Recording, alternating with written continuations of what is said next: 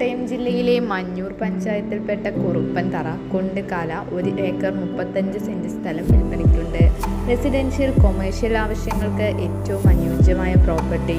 നിലവിൽ ഈ പ്രോപ്പർട്ടിയിലേക്ക് അനുയോജ്യമായ ജലം, വൈദ്യുതി, റോഡ് തുടങ്ങിയ സൗകര്യങ്ങൾ ലഭ്യമാണ്.